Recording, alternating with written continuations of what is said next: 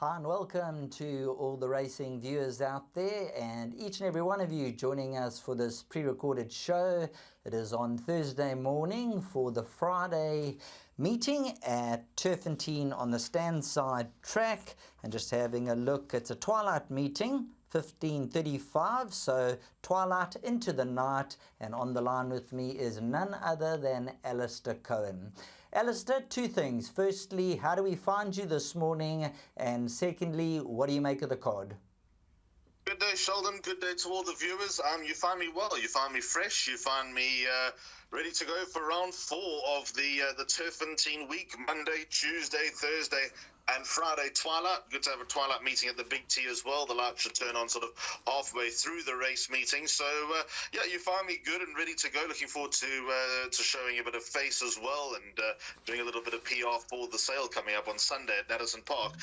What do I think of the card? I must confess, I think of the 4 race meetings, I found this the trickiest. So hopefully we can get through it on the other side and do okay. Obviously headlined by the listed summer pudding handicap. 1 or 2 horses there that I think will take quite a lot of beating. I think you can eliminate quite a few in that race. But all that said, yeah, I've made jackpot 1 my suggested bet, which is a little bit of a deviation from what I normally do. Let's get straight into the action. Race number 1 over 1,400 meters, 15:35. Looking at number 2, Exceedingly Glam, the daughter of What a Winter from the Sean Terry outfit. She's been runner-up in her last 2 efforts. She's got Pierce Stradham. She's got the draw. Is she your first selection? She is my first selection, but still a question mark next to her, Sheldon. She is a full sister to Elegant Ice, who ran second in the stakes race on Monday in the National Colour Stakes. And she's speed, and all speed is Elegant Ice. Exceedingly Glam has at least run second, 14:50 on the Vaal Classic when returning from a break. I'd venture to say that her last run behind Grey Jet was probably her best.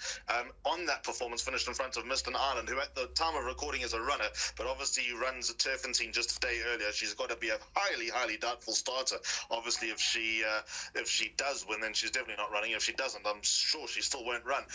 But all that said, number 2, Exceedingly Glam, is still going to be a very hard horse to beat. Pierce Stradham takes her out, but Sean Terry, Sean's just opening up those jets at the moment. If she does come unstuck, then number 5, Great Notion, looks like the horse most likely to chase her home on a run to Comic Storm. Great Notion finished in front of Lapis Lazuli and Aftershock. I'd expect that to hold sway, especially with the step up in distance. But I think all in all, as far as bar pots are concerned, I would venture to say that Exceedingly Glam can't miss the first 2, so I'd make her a bar pot banker. There we go, bar pot banker, as we move on to race number 2, which is the opening leg of the place accumulator, 1,400 meters. Alistair, let's talk about poker. Let's play poker number 1. Super consistent. But have you had enough of this daughter of Gimme the Green Light, or are you going to give her one more chance? I'm on the verge of saying that I'll give him another chance, but not in this race.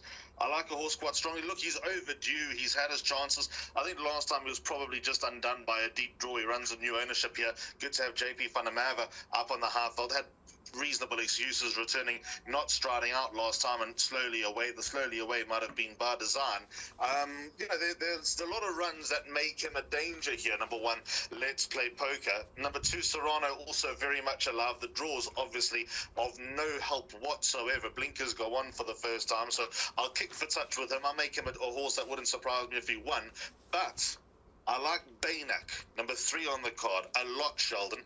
Pierce Stradham takes her out for Brett Crawford. Last run behind Solar Sail might look okay, perhaps not quite as enticing as the runs that Let's Play Poker and Serrano brings in. However, was drawn towards the extreme outside of the Vaal on a day that nothing else on the outside ran close. I think that he stepped up sufficiently after the break. He ran to some useful 2-year-olds of his campaign, not top 2-year-olds, but useful 2-year-olds of his campaign. Pierce Stradham obviously has to retain the right because he's retained by the Allied Steel Road Racing Syndicate nominee Arun Chadha.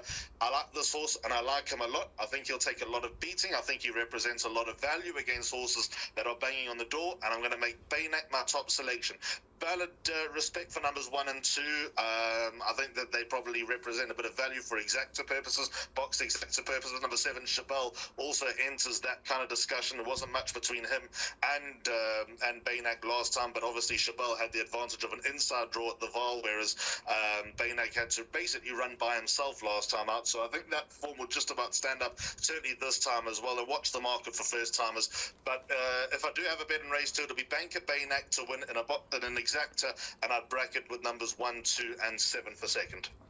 That'll take us on to the opening leg of the pick 6, which is race number 3. 16:45 is the carded off time. Now, Alistair, when you look at race number 3, just about 50% of the field have run in the last couple of days. Exactly, Sheldon. So just watch the moves as far as the changes are concerned. I don't think Chieftain's going to run 4 days later. King of Venus was a winner at Turffontein on Monday. He obviously runs off a penalty. He's been hiked up 5 pounds to 86, therefore he's got 60.5 kilos on his back. I can't see him lining up. Golden Chandelier was a distance back in that race as well. So as you say, I'm not convinced that all these horses are going to run. So where does that leave us? It could be key that Gavilarina rides number 6, Basingstoke. I know she's a filly taking on boys, but her last win from start to finish was encouraging. She beat Carl's Biggest Bars at her penultimate start. Carl's Biggest Bars has won twice subsequently.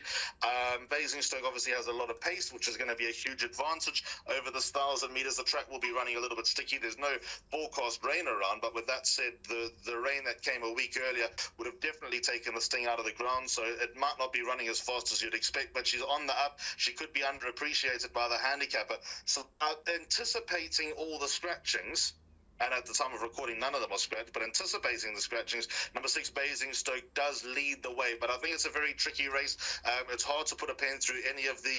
I'd have respect for definitely number 4, Veldskun, with an outside draw. He's very much alive. His ratings come down another pound. It's his 3rd run in Joburg. It's his 1st run after a break. I think he'll run a lot better in this company. I think that he could be that 1,000-metre horse that they're kind of looking for. So don't leave him out of the play, number 4, Veldskun. But if there's anything else that catches you, number 2, Kindred Heart, not without a chance. Captain Efficient, number 8, not without a chance. If there's anything else that catches your eye, put them in. I found it a very, very trappy race, but thankfully I'm expecting scratching, so that'll help the perm. That'll take us on to your suggested bet of the day, which will be Jackpot 1, leg 1, 17:20, race number 4, and yeah, you've gone with numbers 1, 2, 4, 5, and 7. Let's kick off with number 1, Cosmic Star. Looks quite decent. And when you look at the ratings, 10 points clear of number 5, Roll with the Punches. Cosmic Star's on an 84, Roll with the Punches a 74. And then number 4, Yamadori a 72. And then we go down to number 2, Karangatang. Are you in the camp of number 1, Cosmic Star, or how do you find race number 4? I found it quite clappy here, Sheldon, for a number of reasons. We're obviously bringing quite strong winning form and feature race form into the picture against a horse that I think could be very, very well placed here in the form of Yamadori. So 1, 2, 4, 5, and 7 on my numbers. I'm going to start with number 4, Yamadori. If you go back to the 5th of October, perhaps crucially, Karangatang finished in front of Yamadori. Ozenkur doesn't enter my calculation, was well back. And Karangatang comes in here 1 kilo better off for finishing in front of Yamadori. However, Yamadori obviously had a claim, may have just needed the run, and then last time, in my book, getting beaten 7 lengths to Great Tricks, therefore running 2 lengths behind Pistol Pete, receiving a little bit of weight. What I saw from Great Tricks on Monday, that's up there with the best 3-year-old colts in the country, if not the best. I think Yamadori Cherry right now is going to give a very big account of himself. Johan Janssen van Vuuren's got a strong hand in the race. I think Yamadori's very much alive. The stable companions obviously need to be mentioned. Number 1, Cosmic Star, you're right, is a very nice horse. Gavin Larina takes it out for Johan last time, and the Golden Loom ran nicely behind stable companion Chayavana. Although in receipt to 10 kilograms from Dice, still ran a length and a quarter behind a Grade 1 winner coming back from a layoff. Karangatang was probably done it, to be honest. Karangatang is the horse that I put in just because of a confidence-boosting win last time, not necessarily because I'm singing from the rooftops about him. He was helped by the handicapper with the rating drop. Johan's given him more assistance by putting Trent Mayhew on Karangutang's back. Therefore, the 2.5 kilo claim could be crucial. Let's see if that confidence boost is going to help him. I have a suspicion that he might sort of be running for minor money here. Number 5, Roll with the Punches. I think he's at his best at Turffontein. Diego de Gouveia takes a ride. He's a very fast horse who's just changed his tactics a little bit of late, but he's got to be alive. Number 5, Roll with the Punches. And then number 7, Virginia Beach could ultimately be the right one. Calvin Habib rides for Tony Peter. She's done very little wrong. Last time behind Ice Star, who's now a listed race winner in the National Colour Stakes. She's also got a lot of speed to burn. She'll be probably the horse that they all need to peg back going through the last 200. Let's see if she's got the legs on a stickier track to go all the way. But for Yamadori, definitely the horse that interests me most. Next up will be heat race number 5. This will be a graduation plate, 1160 meters. And when you're looking at number 1, Mia Moo, maturing, weighted to win. And when it comes to the speed ratings, is 14 points clear of the closest rival. Sheldon, yes. I think pound for pound, she's the best horse in the race. But these 2 3-year-olds that are improving in the form of Komiki Storm, the full sister to Comedy Ding, and 8 Bakwena do definitely enter calculations. I've only got 3 horses in my play, 1, 7, and 8. Let's start with Mia Moo. Since coming back from a lengthy layoff, she's had 2 starts. She was weighted to be a penalty kick last time. I put it down to the Val Straight and the small field that may have just counted against her. She's worth another chance. But I'd venture to say if Happy Mo can beat her, then Bakwena can beat her, getting 4.5 kilograms. That's just the way I read it. So maybe the numbers are a little bit swayed here as far as the merit ratings are concerned. I mean, let's be honest, she earned her rating being hammered by Gimme Another, and fine, running 7.5 lengths to Gimme Another. There are a lot of top horses that would have run more than that margin behind the unbeaten exporter daughter of Gimme the Green Light. But the point is, I don't know whether she's quite running to that level at the moment. She's just been very well placed by Sean along the way. So I don't think she's a penalty kick, certainly not what the best weighted column suggests. 7 Komiki Storm may not have beaten much last time, but the way she won was very, very good. She's back to the same track and trip. She's got to have every chance. And number 8, Bakwena, I know is held in very, very high regard. I'm not too sure what the excuse was last time, but she is a lot better than that, and she's got to go into the play as well. Next up will be race number 6, and when we take a look at race number 6, you've gone all the even numbers, 2, 6, 8 and 10. Now number 2, Key Element, course and distance suits, should be quite competitive. And then you've got a horse like number 6, Lady Fallon, who's very, very consistent. Number 8, Andy's Girl. This could be a test for her. And I like your thoughts around number 10. I think this could be a big runner on the grade 3 second latest run. Yeah, so there's a lot of dynamics at play. They're the only 4 horses I can have in the race for what it's worth, obviously because they're in my jackpot. But this is why I think Key Element's so down in class here, Sheldon, from running in the grade 3 Betway Joburg Spring Challenge for fillies and mares. When running 2 lengths behind Celtic Rumours, that is close to her career best. Because Red Maple's in here off her lofty rating, that probably helps the others carry more relative galloping weight. She was an aimer in the Pinnacle Stakes in her penultimate start with a sex allowance, and this half-sister to Quasi for sure, number 2, Key Element, is obviously going to be seeking a little bit of bold black type here, and I think that she's got a legitimate chance. Then down the page, the lighter weights, number 6, Lady Fan. I would not have expected her to sort of be a leading candidate in this race, but here we are. Last time, I think she may have just been stretched over 1,800 meters in the Yellowwood handicap, running 4.25 lengths behind a horse who she gave weight to. It's her 3rd run after a layoff in the KZN Breeders race, the KZN Breeders Mile, the week before the Hollywoodbets Durbanville. She ran divisions above her rating.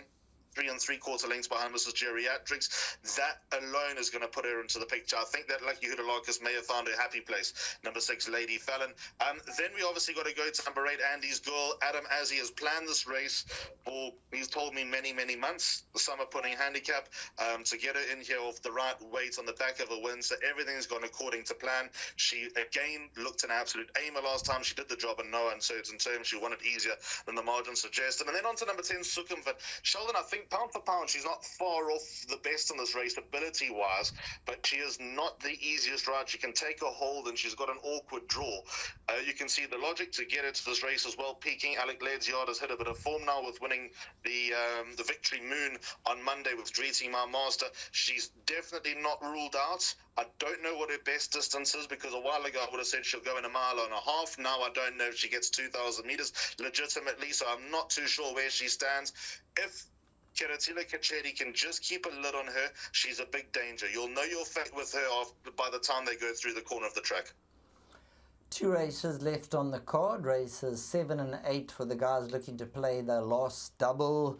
What would you suggest in race number 7? Do you have an outright selection, an exacta, swinger, or a trifecta? How would you play around race number 7?